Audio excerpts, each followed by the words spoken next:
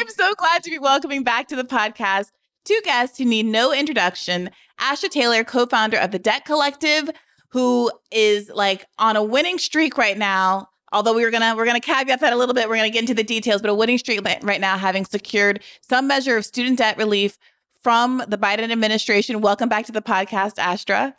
Thanks for having me. And of course, Sparky Abraham, our favorite consumer debt attorney. I don't know how you want to frame it, Sparky. My favorite person to explain things, not just in a technical way, but also in an empathetic, humanistic way. Welcome back, Sparky. Lovely to be here, Bri. Nice to see you.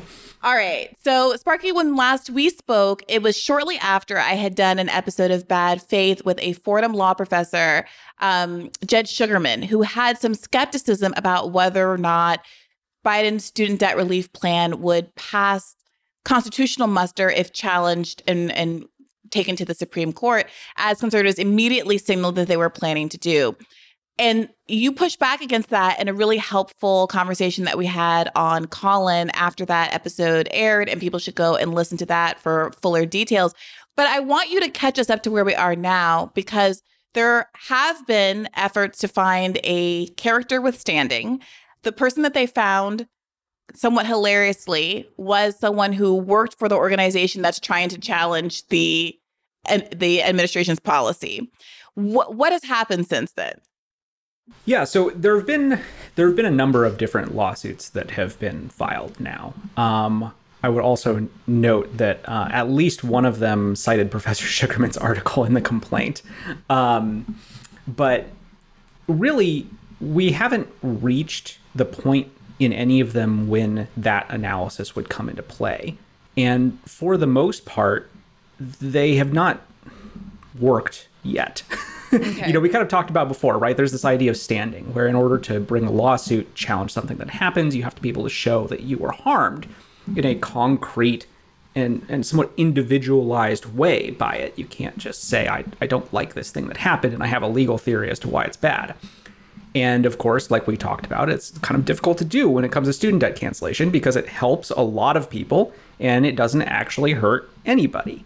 And so the first lawsuit that came out that we talked about briefly, that, they did a nationwide search for a plaintiff who might have standing, and they came up with their own employee who his whole argument was he didn't want the cancellation because it might create tax liability, and he was going to get it anyway via public service loan forgiveness, which, by the way, ask yourself why a conservative legal think tank with that much money is a nonprofit qualifying for public service loan forgiveness, but that's a different discussion. And that one, I think, I feel pretty confident is not going anywhere because the answer to that is just, you don't have to get the cancellation. You just don't. You can opt out. Yeah. Well, wasn't it the case? I mean, wasn't the argument that was being made is that they couldn't opt out, and wasn't there a change that was made on an administration level?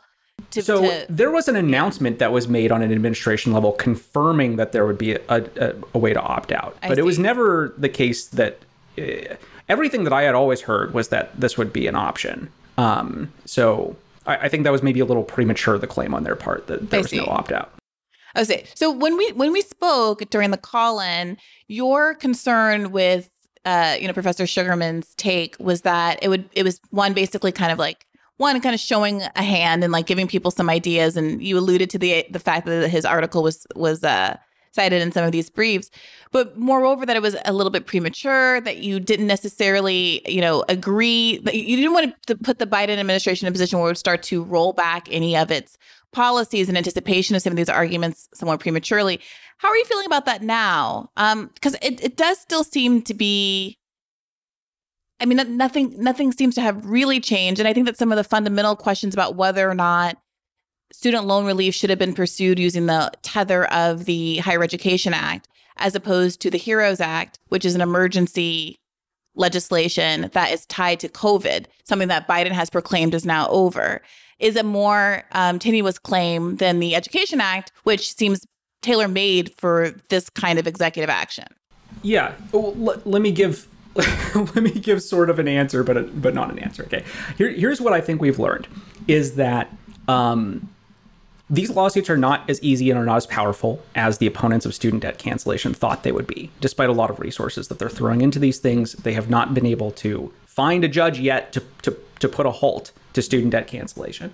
And I think what we should be taking away from this is that the faster and more decisively the administration can act, the harder those actions will be to challenge.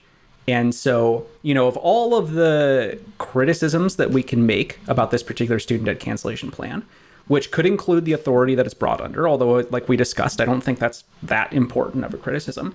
But I think more primarily should include the fact that it's being means tested and requires people to go and fill out an application in order to get it, even though it's a very short, very easy application that took me about 45 seconds, and no one should delay because they think that's going to be difficult or burdensome. It's actually really, really quick. But the whole reason that was necessary is because they decided to put an income cap on it. Mm-hmm. But I think the lesson, and the thing that we've heard in some of these court hearings and heard some of the opponents admit as well, is that once the debt cancellation is done, you can't really unwind it. And so the lesson to me is they should have just done it. And in fact, they need to keep pressing forward, pedal to the metal, and get it done, and then let these folks go into court and argue about how much money they've lost by people getting their debt canceled. And that's the fight, right? But just do the cancellation now. That's the main lesson that I've taken away from how this has played out so far. And you were concerned that the fact of it not being unwindable would be the basis for an injunction to keep any debt from being canceled in the first place? There's no worry there? That hasn't played out that way so far. I mean, we're still waiting to hear from a couple of the courts, but I'm feeling fairly optimistic about it. Okay, so Astra, I want to bring you in here. Update us about where we are with these application forms, which as of the day we're recording are no longer in beta mode, but the real forms that people can find online and, to Sparky's point, fill out very quickly to apply for student debt relief. Yeah. First, I do want to add one thing to Sparky's assessment, which I wholly agree with. You mentioned that there are two authorities that the government can rely on, one coming from the Higher Education Act of 1965, Compromise and Settlement Authority, and the other one being HEROES Authority, which is 2003, and it's an emergency provision. But actually, when you listen to the hearing the other day of one of these cases, and it was the case led by 6 Republican states, saying essentially that student debt cancellation is eating into student loan servicer profits, because that's what they should really be concerned about. Right. The Department of Justice lawyer was incredibly clear that both authorities are being invoked. And so for us, that was a kind of victory for our legal analysis, because the ending arguments were all about HEROES Act, and the judge repeated this multiple times. So I think, that is very much part of I'm not a lawyer. I don't even play one on a podcast, but it was sort of implied that, the HEROES Authority was actually rooted ultimately in the Higher Education Act. So, and that has been part of the resistance, I think, to, on the part of the Democrats and the part of the Biden administration invoking this Compromise and Settlement Authority, because it's far more general, right? It says, we can always ask philosophical questions. Well, what's an emergency? An emergency for whom? I mean, every foreclosure is an emergency. Every defaulted student debt is an emergency, but Compromise and Settlement is like, if you issue a debt, you can cancel it. That power is innate in that process. And there's a reason that they didn't want to open that Pandora's box, but they've had to because of these legal challenges. So that's kind of interesting. Well, actually, before you answer my first question, then to follow up on that, does this affect strategically what the debt collective plans to do next? Because while I know that Judge Zuckerman's arguments were kind of scary to the extent that they could be weaponized, it also presented an opportunity for exactly this to happen, to cure the failures or holes in the argument that are being made by the Biden administration, and actually set up folks like yourself to advocate for more than what Biden has initially promised.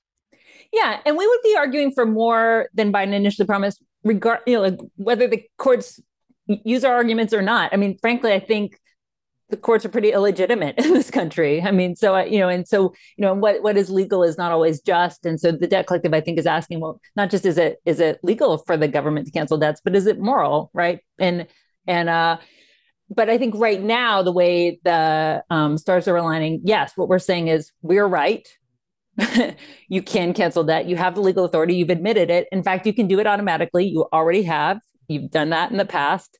And so we're going to keep going. We're going to keep pushing harder. And as organizers, we also have to think, well, like, how do we turn obstacles into organizing opportunities? Which brings me to your point about the application. So the application for student debt relief went live Friday night in a beta mode. Kind of, they, were put it online to test it.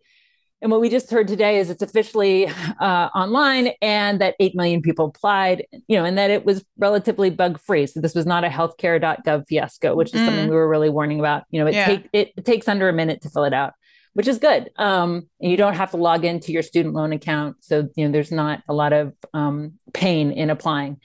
But nevertheless, this application shouldn't exist. It is, it is something that is there as a hurdle to keep people from getting the relief. In fact, in some of the comments about the overall cost of the program, Biden officials have even said, well, we know that only about 75% will take it up. So therefore, the cost of the overall debt relief will be down. I mean, that's perverse. Yeah, that is absolutely perverse. It should be automatic so that this costs, quote unquote, as much as possible, right? In terms of people actually getting the relief that they are legally entitled to. So, I think this application, we have to use it as an excuse to do outreach, to make sure that because we want people to get the debt cancellation that they're deserved, but we also can use it as an opportunity for political education.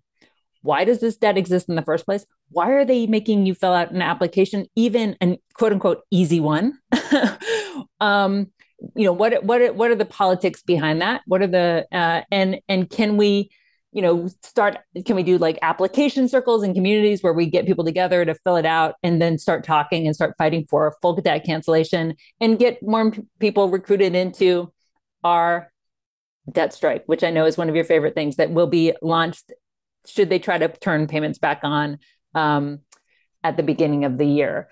And so, this application, we were very clear with the administration that these kinds of bureaucratic hurdles only deny relief to the people who are supposedly being targeted by them, right? Yeah, so, and even moreover, Astra, I was reading, someone tweeted out that the cost of means testing it, the administrative cost, I don't remember the number. I don't know if $100 million. $100 million just to administer the means testing of it all. So for vibes. $100 million for fiscally responsible vibes. So I don't make the income cutoff, but I went and looked at the form out of curiosity to see how quickly it could be filled out, and so I could know what I was talking about. And indeed, like it is like a under a minute kind of a dealio. And but for the little part where you have to say, I pledge that I'm not lying, that I that I make under this amount a year. It's the easiest thing in the world, and I would have been done in a minute. So I do really want to emphasize that point for those of you who are listening who think I've got to sit down at some point later in the week and look at my schedule and make something. You don't have to make time for anything. You can just do it. Like you can be doing it as you're listening to this podcast. Like people were doing it drunk Friday night. It was awesome. There were all these tweets that were like, "Oh my God, I'm drunk." and tell your friends. The link's going to be in the show notes too, right? So you could literally just go there while you're listening right now. Link in the show notes. But also, let me ask you this, because there is one. It was occurring to me because I thought to myself, I don't know. I was thinking 2001 salary, 2021 salary. What was it? I suspect that there are people who might linger and malinger a little bit because they're not entirely sure if they're on the borderline case of whether or not they miss the cutoff. And I wonder, what, if any, penalty is there for people to go ahead and apply if they're not sure? Are they just going to be told, no, you don't qualify? Or is there some other downside they might want to avoid? Sparky might want to weigh in on this, but it is your 2020 or 2021 salary. I think that's important. So if you made under the cutoff, which is 125 for individuals or 250 for couples, then in either of those years, and I think that couple point is important too. I mean, you might it should be based on your household. I mean, they claim randomly select people for deeper income verification, and quite substantially. The numbers were pretty high from the call that I was on. So it's 2020 or 2021 income. Yes. So your pandemic income, because that's tied to the HEROES Act argument, right? That it is about financial costs due to the pandemic. So if your income really went down in 2020, that's the year you should be looking at. And if you made more in 2021, that's irrelevant. So I don't mean to beat a dead horse, but so if you made $50,000 in 2020 and then made $200,000 in 2021, you get it. You're good. Huh. Okay. That's an important clarification. Okay. I cut somebody off, though. At the Debt Collective, we give practical advice. And I think just to kind of throw in my answer on that question, right? The application that's up right now does require you to swear when you check the box that you meet the income guidelines for at least one of those years. So like you're saying, even if you're over income for 1 year, as long as you're under the guideline for one of the years, that's fine. You know, you swear under penalty of perjury, which opens you up theoretically to prosecution for perjury if you were to lie, right? Like, are people going to get prosecuted? Almost certainly not, but you could. And if it were me, I would probably just, you know, if you're not sure whether you're under $125,000 for an individual or $250,000 for a family in either 2020 or 2021, go back, take a look at your 1040 that you filed in those years, and then do the application. And by the way, as far as I understand, when they do the sampling of people for whom they're going to request verification, what they're going to ask you for is your 1040 that you filed in 2020 or 2021. Okay, this is important stuff. I'm glad I asked. And also, I'm just curious, for perspective, how much do you think that they're saving? You know, how much do you think they're avoiding canceling in terms of people's student debt by having the income cut off versus the cost of administering the income cutoff? Astra, I don't, maybe you have this number offhand. I know that the number of people with student debt who will be excluded from this cancellation program due to income is something a little less than 5% of people with student debt. Yes, I've heard between 3 and 5%. So formally, that's pretty good. No, formally they're trying to cut out, 3 to 5% of student debt holders who are the high earners like yourself, who are not worthy. But that is not going to be the real consequence of having the application, right? 8 million people applied over the weekend. Those are people who are hyper online, who saw the tweets about it, who got the email about it, who know how to use even a simple website. And believe me, not every person with student debt is particularly tech savvy. They are actually going to have a paper form at some time, they say, which is going to be needed for some people. That's the reality. That's what we see as organizers in the Debt Collective, is that you really need to reach people through every channel. So, I mean, based on the case with other programs where there are these kinds of hurdles, I mean, sometimes up to 20% of people who are entitled get left out. So this is why I said that the administration is what I would consider boasting about the fact there's not going to be full pickup. Well, we estimate 75% of people are going to apply. That is not something you should be proud of. So if they're saying this program costs, again, and the question of what programs cost is really debatable. That's something we need to have not just an economic, but a philosophical conversation about. But if they're saying this is and the estimates are $300 billion, $400 billion cost for student debt cancellation. Again, all of these are in air quotes. So knock off 25% of that if they're saying 25% of people won't get their debt relief. But that's not how we should be thinking about this, especially as socialists. and I guess one other point just to make there, right, is like, I've tried, my view on this, which I've kind of tried to spell out, is even to the extent you want to talk about quote unquote cost, which is irrelevant to this discussion to me. But if you were going to try to talk about it, it's not about the total amount of debt canceled. It's about the amount of payments that would come in that will no longer come in. Right. And I think one thing that's kind of important to note here is the people who are unlikely to fill out the application because they don't see it, they don't know, are often the same people who are struggling the most with their student debt, who aren't able to make payments, who are deep in default, who are kind of unplugged, whose contact information that the Department of Education has is way out of date. And so, or who are afraid of further consequences. We've gotten some of these messages. Super afraid. Yeah, it's like, the Department of Education doesn't have my phone number, and I'm not going to give it to them, right? And so, that those people not getting this cancellation is not saving, quote unquote, the government any money. It's the exact same circumstance financially. It's just that these people continue in unjust debt for nothing.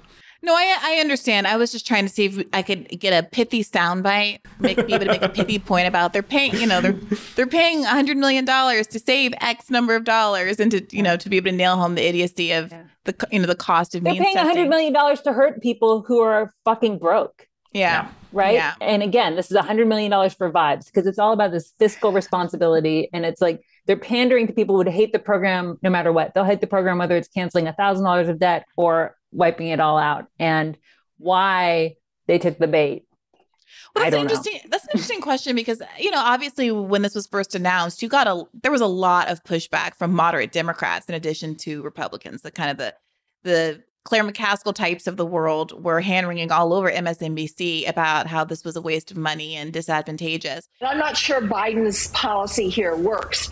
And then as Biden's poll numbers went up, particularly among young voters, it seems that largely quelled that kind of backlash. I mean, what are you hearing these days from the Hill now that this is like a firmly branded Biden plan and not some squeaky wheel socialist policy coming from the likes of Bernie Sanders and the squad? What do you have to say about that, Sparky? So I don't hear anything from the Hill personally. I can tell you what I've heard from people with student debt. And I'm sure Astra can tell you what she's heard from people with student debt too, which is, almost exclusively positive reactions, which is to say that even for people, and there are obviously a lot of people who this will not cancel all of their student debt, or won't even cancel enough of their student debt to make any appreciable difference in their lives. I'm included in that camp. I think that people have almost exclusively recognized that this is an extremely good and helpful thing for tens of millions of other people, and that this is also a proof of concept for what we've been saying for a long time. And so, that's something that I've heard over and over and over again. And I hope that folks on the Hill are hearing that too. Yeah. Yeah. I mean, one thing I think that is interesting about this moment is, once it was announced, to their credit, the Biden administration did lean into it. And maybe it's literally to the credit of the 20-something-year-old who's running the Twitter account, who went, aggro on the PPP loans. Right.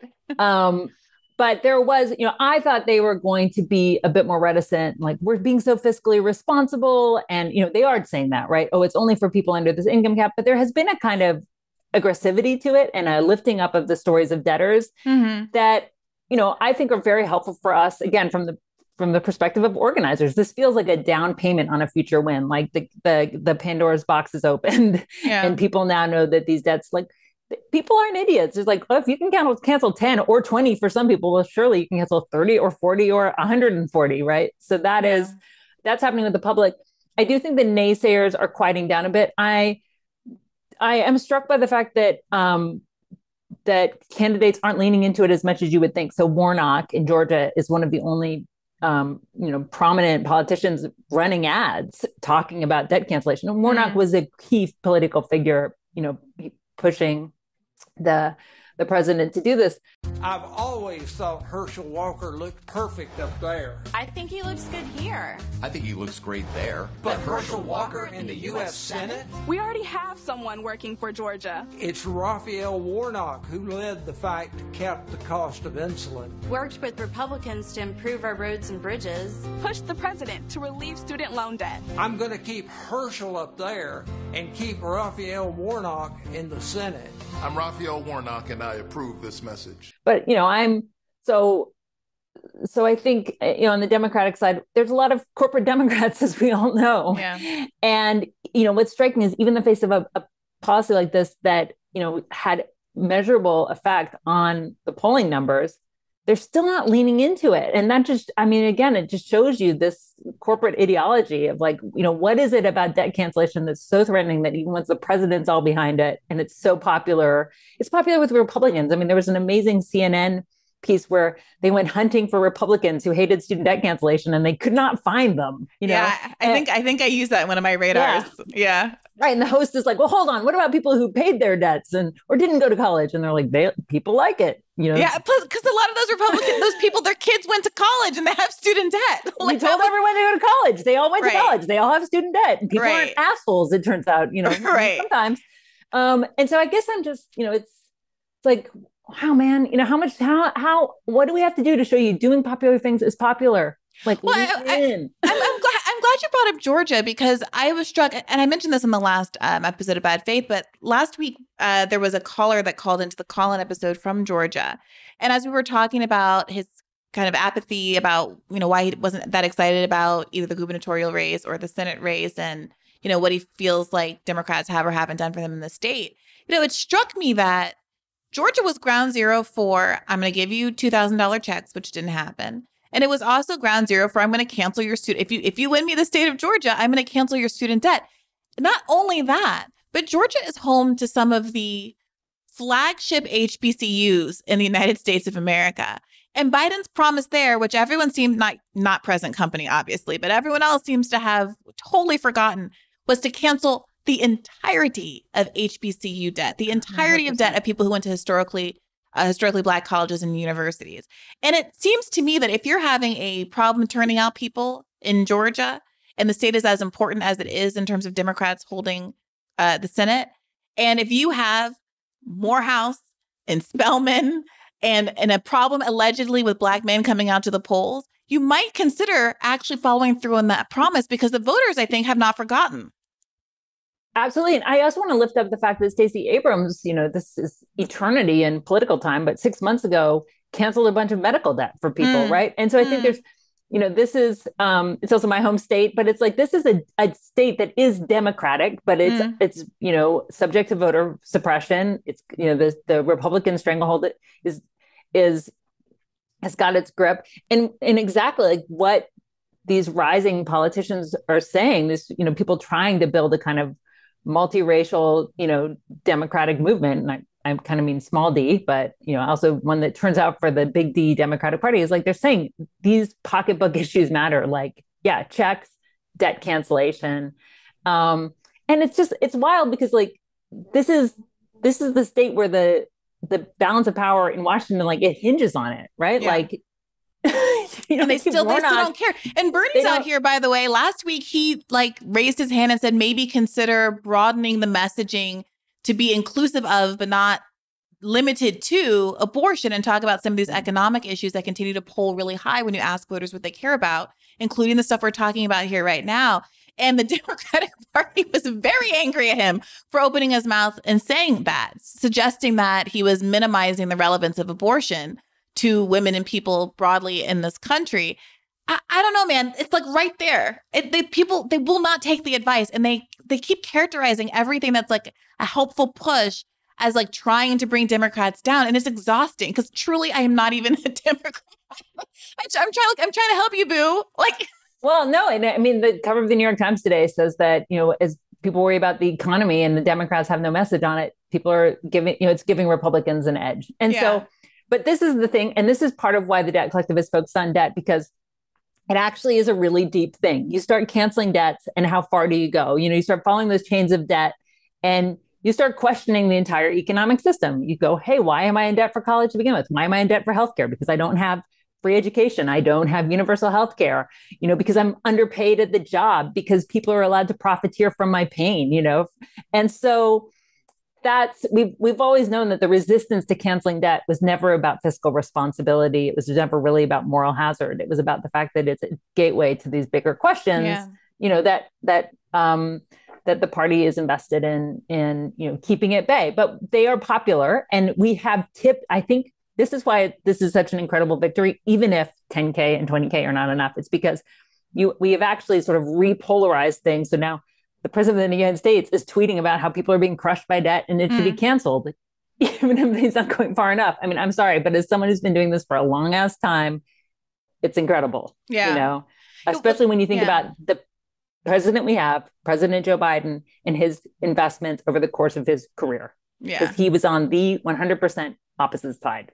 Yeah, the senator from MBNA.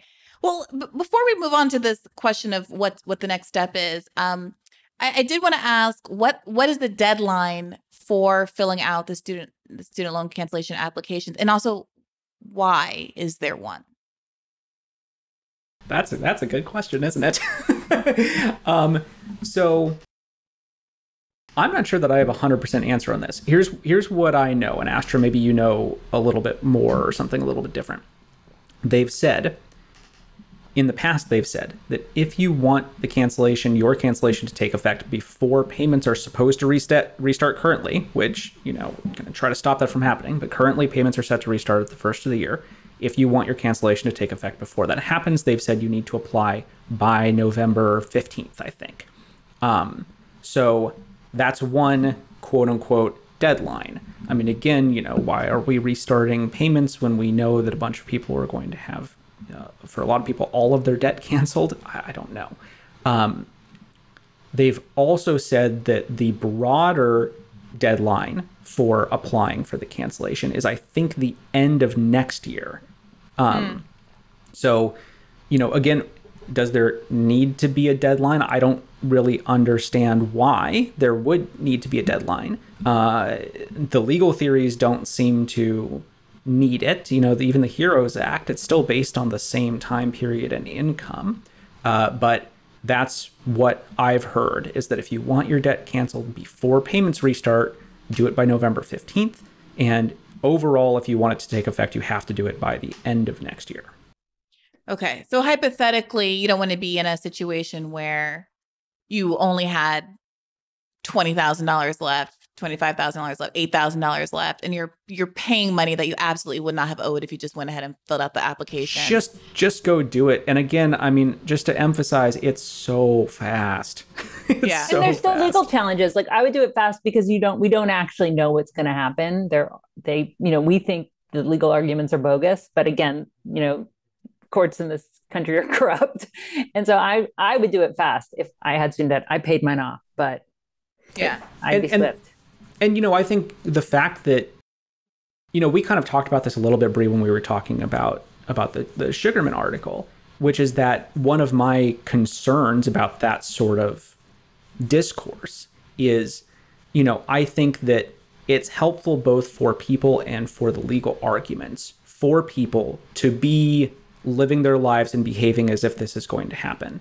And I find it very encouraging that 8 million people over just a few days without even an official announcement, like 8 million people, that's a lot of people. Yeah. I mean, there's only, and not only, it's a ton, but 44 million student debtors total approximately. Yeah. Like 41 million, I think, is the number that is supposed to eligible. Qualify based on income. Like, okay. That's tremendous. Yeah. And no matter what you want to say about the legal theory or whatever, I mean, vibes matter. Vibes really do matter. And it's a very different vibe to be undoing something that 8 million people have already, in a couple of days, without an official announcement on a beta version of a website, jumped in to make happen for themselves. That, to me, is really helpful and really encouraging. Yeah. I mean, extraordinary work. I just really do want to tip my hat to both of you, because you spent a lot of time criticizing on the show and like poking holes and trying to figure out what the weak spots are and stuff. And I feel like that's the job. But I do want to take a moment and really congratulate you, even though there's more work to be done, on this enormous accomplishment, which might end up just being the most important, meaningful, best thing that Joe Biden has ever done in his entire life. As far as I'm concerned. We got to make him do more. We got to make enough. It's not enough. So let's talk about it, Astra. It's New Year's 2023. What are we doing? Where are we striking? What's the plan for all of the millions of debtors who have had some debt canceled, but who have a long, long way to go? Yeah. So payments are set to resume, as Sparky said, December 31st. And we think there's a strong argument to be made for that for that not happening. I mean, we don't think that the payment should ever resume. This is our, moral and political commitment, but there's been a lot of chaos. We haven't talked, for example, about the public service loan forgiveness program and the waiver, which is this workaround to help people actually get their past payments that should have applied to apply. And, and for some reason that's on an arbitrary time deadline too, so there's a lot of confusion. Wait a minute. We should talk about that though. Cause so what is going on? I remember from my days of serially dating public defenders that there was always this first of all, it was difficult. It was a difficult program administratively because they basically had to pay and get reimbursed, which is tough if you're not making a lot of money. And there was this uncertainty about whether or not you were going to actually have your debt canceled at the end of the time period. And when the first batch of people came up to the end of their 10 years, it was during the Trump administration, something like only a small fraction, like single digit numbers of them actually had cancellation. Like a fraction of a single digit. Okay. So what's going on with that now? 99.7% refusal rate or something like that. My eyes glaze over when PSLF comes up, but essentially, what people have to make a certain number of qualifying payments. I think it's 10 years, but Sparky knows way more than me on this. And the question is, do people's payments actually apply to this? Are they actually counted officially? And so this is a way for people to because the system is broken. People were organizing their entire lives, going into public service jobs that would, supposedly qualify for debt cancellation, and then getting denied. So this is a way of trying to get past payments to apply for the forgiveness program. And the waiver is coming up. I'm handing it to Sparky. I'm obviously out of my depth. So, God, this is just so frustrating. It makes my heart go up just to think about it. So the broad story, right, is the federal government enacts the Public Service Loan Forgiveness Program. And the idea behind the program is if you work for the government or a nonprofit for 10 years, i.e. if you work for them while you make 120 payments, then at the end of after you've made 120 monthly payments, then whatever you've got left will be canceled. The problem is that as enacted, it only applied to certain types of loans. It only applied to payments on certain types of payment plans, and none of that was adequately messaged or communicated to anybody.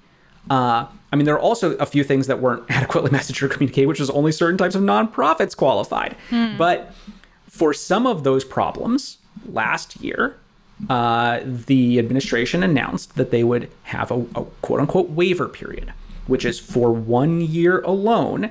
We're going to say even if you made a payment on the wrong type of payment plan or toward the wrong type of loan, if you go through these steps, which is consolidate into a direct loan and put in your employer certification, we're going to count those payments, even though they wouldn't have counted generally, because we recognize we didn't tell you how to do it. Right. The servicers that we pay millions, hundreds of millions of dollars to tell you relevant information sure as hell didn't tell you how to do it or what to do. In fact, they lied to people for years. And so, we're going to have a 1 year period where you can basically get this fixed. Now, that 1 year period is coming to an end on October 31st of this year, like in 2 weeks.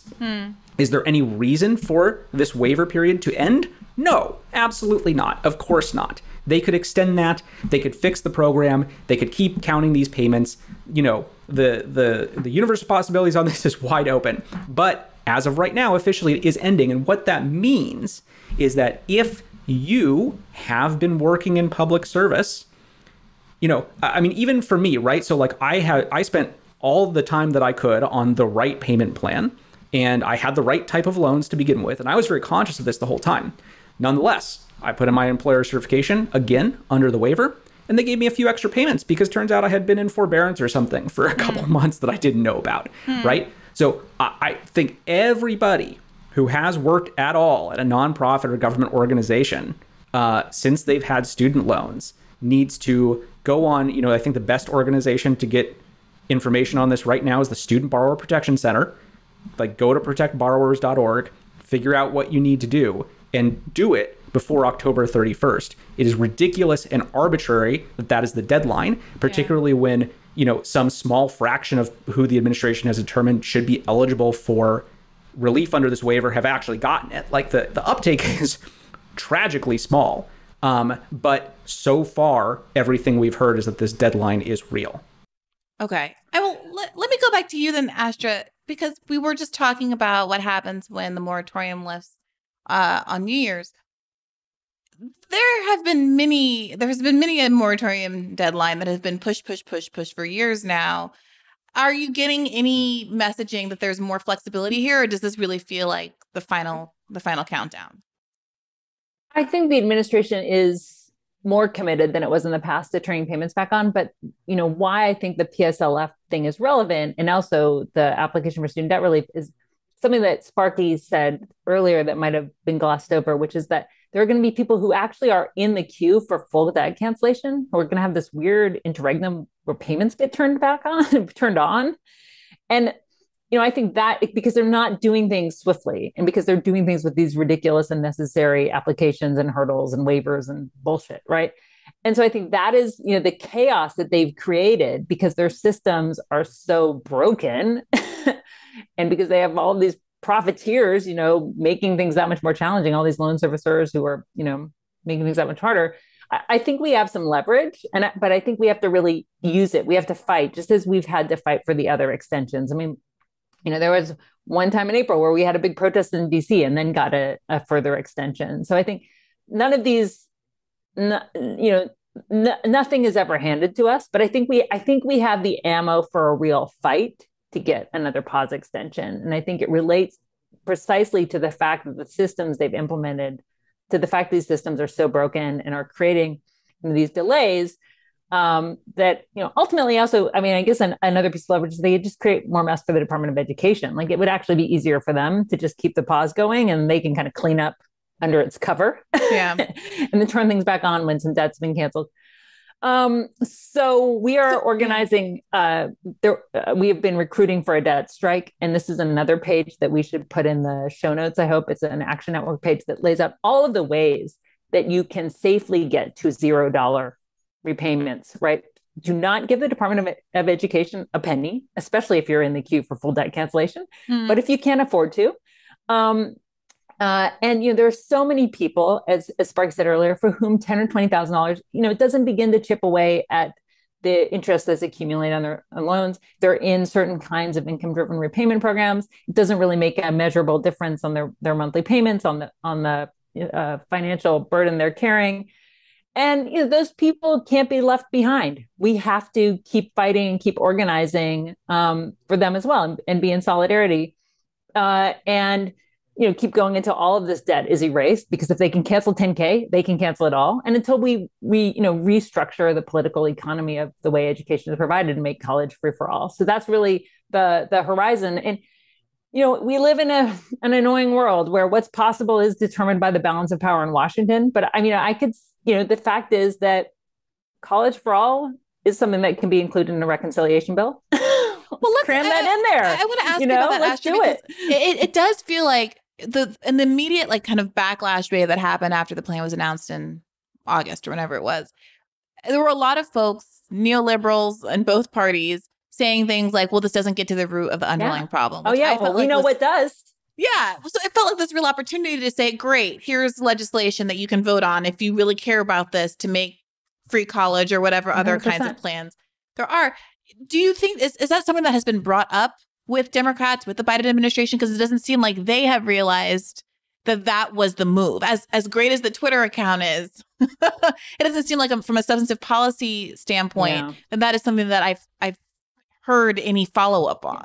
Well, I don't expect anything smart to come from the center of the Democratic Party, like the DNC. I don't know what they're doing. I don't know these people. But I think as a movement, that's what we need to say. And we need to call the bluff of these people, because it's so telling, right? When someone who has shown absolutely no investment in reforming higher education suddenly says about student debt cancellation, well, it doesn't get to the root of the problem. Right. It's like, okay, well, when have you given a shit in your career? But the bill is there. The fact is, college for all, which is free public college, has been introduced. It has supporters. And I think that this is something that we being the organized grassroots need to to latch on to this moment and say, okay, right, we've always known that student debt cancellation is just part of the puzzle, right? That even a full jubilee isn't enough. And so let's seize this moment to organize. I mean, I personally, and this is where, I personally wouldn't organize a movement around college for all if the Democrats didn't have a slim majority, right? I think that we need to and I think we should part of why we have emphasized debt cancellation as a movement is precisely because it's something that can be done using executive authority, right? You don't have to go through Congress, and therefore they can't play the game where they're saying McConnell or Manchin are blocking us. But here's what's so disappointing. Here's the part, and this isn't like, I'm not asking you to opine on this. But from my perspective, what's so disappointing is that you have, Bernie's College for All bill. You have various progressives in the House who've cottoned on to this idea over the course of the last 2 years of the progressive movement. Rah, rah, rah. People like, Elizabeth Warren obviously have advocated for more significant student debt cancellation and all of this kind of stuff. But in this moment where, again, they're literally holding on to Congress by the skin of their teeth and making this pitch to people about how important it is to keep Congress, we're not seeing even the best of us, the best progressives, pushing that message home in the public sphere with the platforms that they have. And I wonder, Astra, is there any communication through the Debt Collective or any other means to ask why we're not hearing that kind of messaging? We need to get the pushback from the right that we got, and you got to get to the root of the problem. I feel like people like yourselves and me with my little platform on Rising were the only people I really heard saying, okay, I'm going to call your bluff. Here's the literal legislation. What is the point of these people? What is the point of these progressives if they're not at least going to do that? And why should voters be invested in getting more folks like that in office if the people who are already there don't use their platform to explain exactly how Congress can work for people? Sorry about that. I thought I turned this off. So I'm a consummate outsider. That is my position. I really have no insight into how the sausage in Washington, D.C. is made. I mean, I've gleaned more than I knew before over the last few years. And I guess I would say, from my perspective, we've shown a successful roadmap with debt cancellation, right? Which is that a movement came from the grassroots, from the outside, and was unrelenting and pushed politicians to make promises, right? When they were on the campaign trail, in that moment when they like to promise things. And then instead of letting them forget their promises, we were like, no, actually, this is serious. We're going to keep you on it, right? And and I think my read of the room is that President Biden, when he was on the campaign trail, was like, well, I've got Bernie promising to cancel all student debt. I've got Warren promising to cancel 50,000. I've got to say something, and thought that he could just say some words and forget about it. And we didn't let him forget about it, right? I mean, we were like, no, we are deadly serious. From day one, we launched a debt strike, and kept at it. And I think we have to do something similar, with moving the needle to free college. And I think debt cancellation is always, for us, part of the plan that we had to get that first, because what it does is it heightens the contradictions, because it's something that is so good for people. It's so popular, and it doesn't get to the root of the problem. Even our enemies are saying that, right? Well, it doesn't get to the root of the problem. We have to do something with cost. So we have to do a similar move. I mean, the thing is, we are further along than we were when we started cancellation. College for All as a bill exists. Again, we've seen these massive reconciliation bills where they throw everything in. And I think what needs to be built for me is the coalition on the outside that is really putting on the pressure. And there are people who seem like obvious allies who aren't there enough. So higher ed, the whole higher ed world, like faculty unions are fighting for their lives, they're fighting for their pay. They need to realize that actually what they need to do is fight for federal funding, right? Because that's what's going to give them the resources to restructure their universities. And the biggest block, the biggest obstacle to College for All, the biggest lobby against it are actually the administrators at 2- and 4-year private and public universities. And so we need to start naming the enemies and naming the opposition and organizing on the outside. Because to me, I'm like, these people, yes, I think we need to elect progressives and people who will go along with us. But ultimately, they are, they're weather vanes and we have to be the weather. And so I'd rather have a weather vane that's like easier to move, but I'm just focused on the outside. I wanted to ask you about that because I know at one point on one of these episodes, we were talking about how somebody, maybe it was Elizabeth Warren, was using language that was, there was a conversation about how you got her to stop saying at least and then switch to up to $50,000 of student debt cancellation. And so it does seem like, at least at some points, there has been this kind of comms aspect, lobbying kind of grassroots lobbying effort to get the people who are already somewhat on board with our political project to use language that is beneficial to that movement. And so that's all I was wondering about. And to spend their political capital on it, right? Because I think I've never been a representative, but my sense is they feel like, I've got limited political capital and I have to spend it where I can spend it. And I think you need to be like, there's going to be a cost if you actually aren't seriously behind this, right? There's going to be, and that actually like we can help make this fight winnable because then your political capital will expand because you get to be at the press conference or whatever saying you did this. But is there that now? Is there, have there been conversations with any of these people about why aren't they talking about free public college in the wake of the student debt announcement? And if so, has there been any pushback, resistance to it? Are they saying they only have limited political capital? And if so, what on earth are they saving it for at this point? As far as I don't know. I'm not this again. This is, I'm out here building a debtors union and a movement of debtors. I do know that everybody's focused on the midterm. So I think even me, like I'm thinking, well, what's strategic? What is going to be the balance of power in 2023? Because again, if Democrats lose their slim majority, then I'm not going to be involved in it.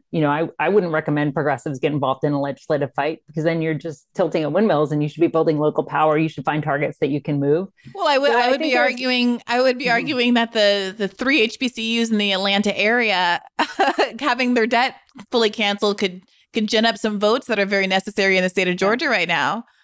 Yeah. Well, right now, the only organization I know that's talking to HBCUs in Atlanta about canceling their debts is actually the Debt Collective, which is, so I'm with you on that. And I think it's yet again, if we do it, conversations are ongoing. It will be an example of saying like, why the hell is this grassroots group with its roots in Occupy Wall Street having to do what the government promised to do and fully has the power to do? I don't know what's in these people's hearts and minds. I just know, we have to keep building the power. And I think right now the Debt Collective has shown that debtors have power when they get organized, but we've still had to plead. We've still had to try to persuade. What I would like ultimately is the power to really, say, no, we're not pleading. We're not writing white papers about this. Debtors are an actual force. And so that's where my energy is, because I think if you start organizing people, then you get to worry less about what the psychology is or the motivations of the individual politicians. Go ahead, Sparky. Yeah, I think just kind of a corollary to Astra's point, and something that I have found encouraging is the extent to which labor unions have, really jumped into this fight over the last year and realized how interconnected these issues are and how, student debt in particular keeps workers really trapped and reduces worker power. And I, on that note, am hopeful about the possibility of, extending that reasoning to have more, like labor support and firepower behind the push for free college, in addition to the push to cancel medical debt and all of that. So I think that maybe part of the link here too is that, yes, we need a powerful union of debtors. We also need powerful unions in every sphere, and to recognize that, the debt and the work and the rent are all interconnected. And so, again, like I'm not in conversation with elected officials. I don't know anything about their psychology, but it seems to me like that's kind of that's the path to change here. I think it's interesting too. One thing I think that works in our favor in these court cases that are anti-cancellation do this too, is it's forced these people to say the quiet part out loud. So for years, the Debt Collective has been saying, your debt is somebody's asset. This is a form of profit. It's actually a form of social control. And in the last few months, it's like letters from members of Congress and testimony, in these court cases that are like, but our profits and how will we recruit for the military? And well, we need PSLF as an enticement to get some workers to stay working. And so I think, in some ways it's like, for us, I feel like Spark's absolutely right about the labor movement, but I mean, they could be so much more engaged on this issue because debt is wage theft. I mean, these issues are one and the same. And I'm like, wake up. Our enemies are telling us who they are and what their values are. I'm like, let's get in this fight. And we're seeing how popular it is. So I think this is a moment too, where I'm not just open like, hey, Democrats, read the writing on the wall. Debt cancellation is powerful and popular. I'm also like, labor unions. Yeah. Look, this is your issue too. Like, let's fight. And when we organize and when we fight, we might not win, but we have a better chance than when we just freaking do nothing, Yeah.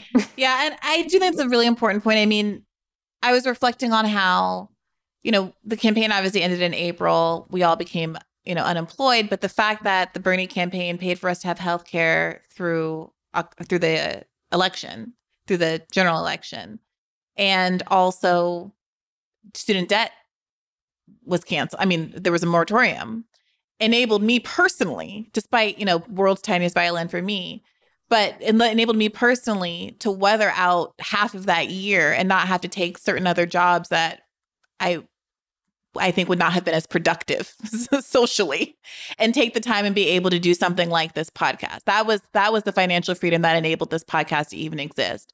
And so the coercive implications of these kinds of debt, I just don't think that you can stress that enough. And I'm so grateful for both of you and the Debt Collective for making those arguments so persuasively and so empathetically.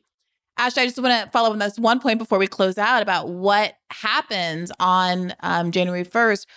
Is it going to be the case where there's a call for people to just not pay their debt? And if people are interested in joining that kind of a debt strike, where should they go and what should they expect?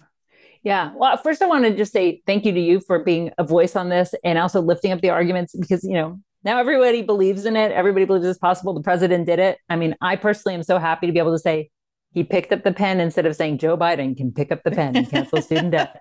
There's that giant paper mache pen at the April rally, right? No. I mean, I said the phrase Joe Biden can pick up the pen and cancel student debt so many times. I'm like, I just feel like for me, I didn't get debt relief, but I got relief from saying that. But no, thanks for giving us a forum to hash out these ideas and talk about them in a serious, in-depth way. And so absolutely, this fight is not over. I think our movement's actually, one thing I was a bit curious about was what the effect would be on the student debt cancellation movement. I think that this cancellation has been galvanizing because it has shown that it is possible, right? That we are, to choose to cancel $10,000 worth of debt is also to choose to keep people in the rest of that debt, right? I mean, it is both an act of sort of liberation and of violence because you are keeping some people ensnared in these debts. And we're seeing, especially older people join the movement. People over 50, people over 60, people over 70. So really becoming an even more, not just multi-geographic and multiracial, but multi-generational movement. And so this strike, there's actually a subset, there's a caucus of the strike that was called 50 over 50. It began with just 50 debtors over 50. And now there's hundreds of debtors. I lost count at about 400 debtors over the age of 50 as part of this. But there's, thousands of debtors who have said, we can't pay and we won't pay. We're never paying our debts. So I invite people to go to that form. They can either go to the Debt Collective website, www.debtcollective.org. Hopefully we'll also just drop the Action Network form in somewhere and sign up.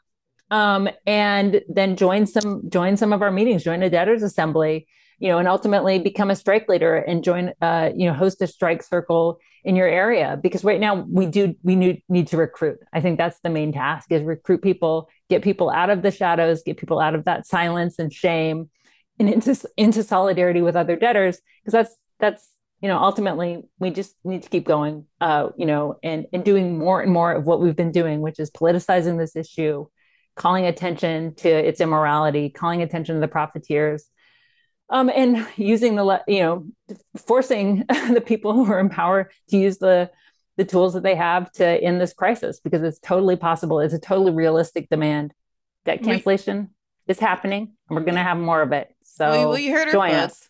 Let's do the recruitment call. We'll put all of the links in the show notes. And, if we talked more specifically about what a debtor strike looks like and what a debtors union is all about in earlier episodes with Astra and Sparky both. So you should go back to look at the Bad Faith catalog for those. But Sparky, I also want to give you a last word here before I ask you guys to let people know where they can find you on the internet. What Astra said. Okay, great. So then where can people find you on the internet, Sparky? You can find me at debtcollective.org is where you should go and sign up for the strike. That's where you'll find me. Excellent. And Astra, obviously, we'll put all the links in. I'll ask you guys to send me after we wrap everything that people need to know. But where can people find the Debt Collective online and you on social media? Yeah, debtcollective.org, but also at Strike Debt on Twitter, where we try to keep it entertaining, but also useful. A lot of useful information. And then you can find me at Astra Disastra. And Sparky tweets a lot under his own name too. A very useful tweeter. Yeah, people should follow you both. Yeah. Since the time I started Twitter as like a 3-follower account and started using it actively in 2015, I have always found a lot of value in smaller accounts. I've always prided myself on following people based on the quality of their tweets and not the size of their follower number. And I have not let it go to my head as I've become a bigger account over time. And I think that everybody should do that because it makes Twitter a better place and really improves your timeline experience. And Sparky, like, you're a great communicator and everybody absolutely should follow you both. Thank you so much, as always, for coming on the show and being so informative. People who listen to Bad Faith know that this is a show that comes out twice a week. If you want an additional episode of Bad Faith, you're not getting enough Bad Faith, you can subscribe at patreon.com/badfaithpodcast for $5 a month and get 4 additional episodes per month. I'm so glad that this is a public episode. You can also watch it on Bad Faith YouTube if you prefer to consume podcast content that way. Please do like and subscribe to the YouTube page. It really helps us beat the algorithm because there's a lot of PragerU videos going out about all the reasons why student debt cancellation is a bad idea. Hit the like button, follow, subscribe to help boost these individuals who are doing so much great work. And as always, take care of yourselves and keep the faith. Hey YouTube, thanks for watching. Just a reminder that this is a podcast. You can catch an extra premium episode every Monday for $5 a month at patreon.com/badfaithpodcast. That's patreon.com/badfaithpodcast for $5 a month, an extra episode every week. Additionally, please do consider liking this video, subscribing to this channel. It helps us out. It helps independent media beat the algorithm. We appreciate you. And as always, keep the faith.